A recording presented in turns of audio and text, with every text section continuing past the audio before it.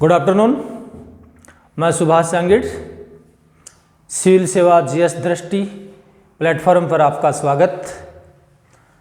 माँ सरस्वती के आशीर्वाद से एक बार पुनः संवैधानिक विकास की प्रक्रिया को आगे बढ़ाते हुए हम चर्चा करते हैं आज की क्लास में भारत परिषद अधिनियम 1861, 1892 और 1909 इन तीन अधिनियमों की चर्चा आज की क्लास में करेंगे। चूँकि 1857 की क्रांति के बाद भारत में शासन चलाने के लिए ब्रिटिश सरकार द्वारा भारतीयों का सहयोग प्राप्त करने की नीति के तहत ये अधिनियम पारित किए गए थे।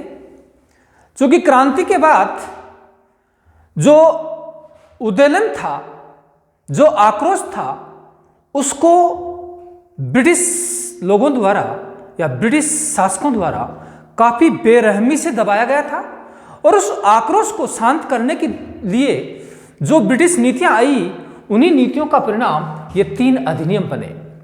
1861 का अधिनियम संवैधानिक और राजनीतिक विकास की दृष्टि से काफी महत्वपूर्ण माना जाता है। कैसे महत्वपूर्ण माना जाता है कि इस अधिनियम के द्वारा उन रियायतों का जिक्र किया गया जो अब तक रियायतें नहीं मिली थी। जैसे पहली रियायत के तौर पर मैं बात करूं कि इस अधिनियम ने भारतीयों को क्या दिया, क्योंकि जाहिर है कि क्रांति के बाद उस आक्रोश को शांतिपूर्ण या सहयोग में बदलने के लिए सरकार कुछ न कुछ रियायत तो देगी ही, और उसी रियायत के रूप में यह अधिनियम हमारे पास है। और पहली रियायत क्या मिली कि कानून निर्माण की प्रक्रिया में भारतीय प्रतिनिधियों को शामिल करने का इस अधिनियम के तहत श्री गणेश हुआ। यानी कानून निर्माण की प्रक्रिया है, उसमें कुछ भारतीय प्रतिनिधियों को भी शामिल करना आगे से शुरू किया गया। दूसरी बात, 1862 में इसी कानून निर्माण की प्रक्रिया में शामिल करने की जो नीति है, उसी के तहत 1862 में लॉर्ड कनिंग ने 3 भारतीयों, बनारस के राजा, पटियाला के महाराजा और सर दिनकर राव को विधान परिषद में मनोनीत किया, क्योंकि भारतीयों को सहयोग प्राप्त करना था। इसीलिए इन 3 लोगों को पहली बार कानून निर्माण की प्रक्रिया के तौर पर विधान परिषद में मनोनीत करने का प्रयास किया। अगली बात, इस अधिनियम के द्वारा विकेंद्रीकरण की प्रक्रिया की पुनः शुरुआत करने की लगभग कोशिश की गई। और विकेंद्रीकरण की प्रक्रिया कैसे? कुछ और शासन का विस्तार, जैसे बंबई और मद्रास प्रेसिडेंसियों को कुछ विधायी शक्तियां देकर इस विकेंद्रीकरण की प्रक्रिया की शुरुआत की गई। और इसी नीति के कारण 1937 में प्रांतों को पूर्ण स्वायत्तता प्रदान करने की कोशिश की गई और पूर्ण स्वायत्तता प्राप्त भी हो गई। अच्छा, इसके आगे बंगाल, उत्तर पश्चिम सीमा प्रांत और पंजाब में क्रमशः 1862, 1896 और 1897 में विधान परिषदों का गठन किया गया। यानी विधान परिषदें पहली बार अस्तित्व में आई यहाँ। और अगली बात जो बहुत इंपॉर्टेंट है, वायसराय को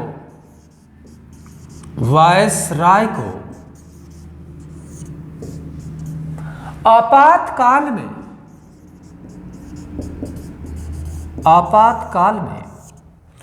बिना काउंसिल की संस्तुति के, यानी किसी प्रकार की अनुमति लेने की जरूरत नहीं थी, वायसराय को आपातकाल की स्थिति में बिना काउंसिल की संस्तुति के अध्यादेश जारी करने की अनुमति दी। और यह अध्यादेश जारी कर सकता था 6 माह के लिए, यानी कि इसकी अवधि 6 माह थी। कालांतर में यही वायसराय की शक्ति भारतीय संविधान में अपना स्थान बनाने में कामयाब हुई। कैसे? आज भी अनुच्छेद 123 और अनुच्छेद 213 में अध्यादेश जारी करने की शक्तियां निहित हैं।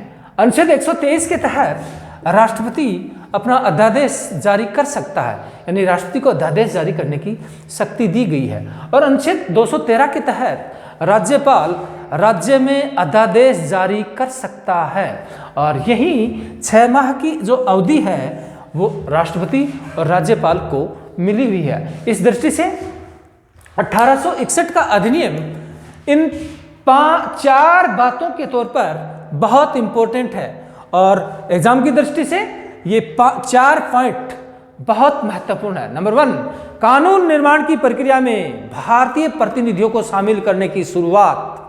नंबर 2, 1862 में लॉर्ड कनिंग ने 3 भारतीयों, बनारस के राजा, पटियाला के महाराजा और सर दिनकर राव को विधान परिषद में मनोनीत किया।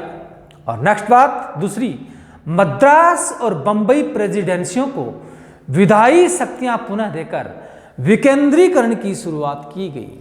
तीसरी बात, इसी नीति विकेंद्रीकरण की नीति के कारण 1937 तक प्रांतों को पूर्ण आंतरिक स्वायत्तता प्राप्त हो गई। और ये कहाँ हुई? बंगाल, उत्तर पश्चिम सीमा प्रांत और पंजाब में क्रमशः 1862, 1866 और 1897 में विधान परिषदों का गठन हुआ। और नेक्स्ट और फाइनल बात, इस अधिनियम ने वायसराय को आपातकाल में बिना काउंसिल की संस्तुति के अध्यादेश जारी करने की शक्ति दी और यह अध्यादेश लगभग 6 माह की अवधि के लिए रह सकता था। और इस तरीके से 1861 का अधिनियम बहुत महत्वपूर्ण है। आगे हम जो अगले अधिनियम की चर्चा करने जा रहे हैं वो है 1892 का अधिनियम। 1892 का अधिनियम क्या विशेषताएं हैं? नंबर 1, केंद्रीय और प्रांतीय विधान परिषदों के अंतर्गत गैर सरकारी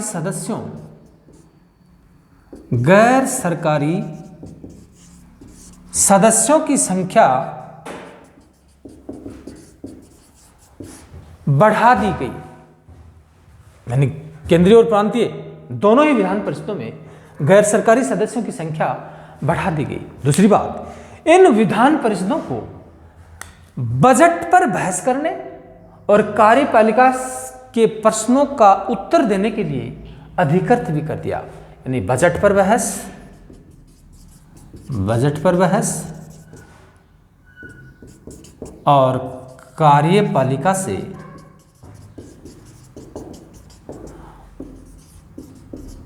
प्रश्नों का उत्तर प्राप्त करने की संस्तुति की गई और अधिकृत कर दिया गया। ये 2 बातें इस जगह बहुत इंपॉर्टेंट है। और बजट शब्द जब आता है तो बजट की शुरुआत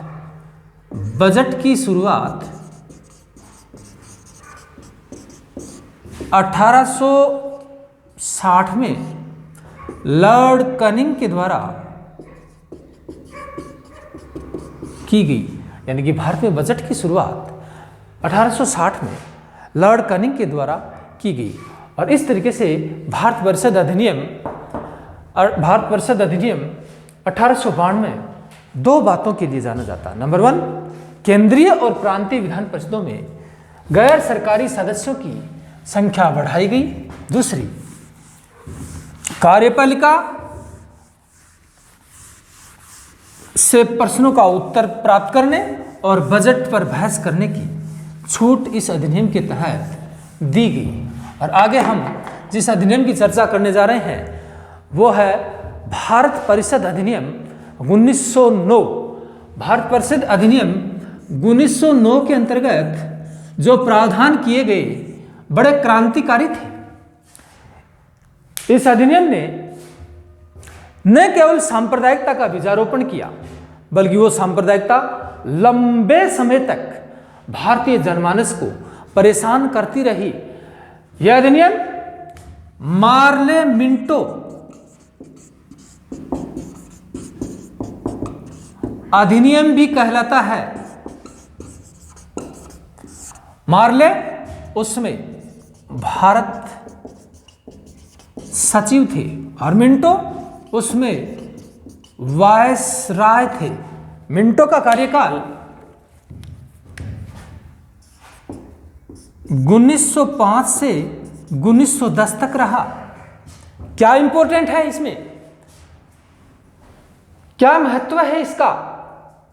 इसका सकारात्मक कम और नकारात्मक महत्व अधिक है।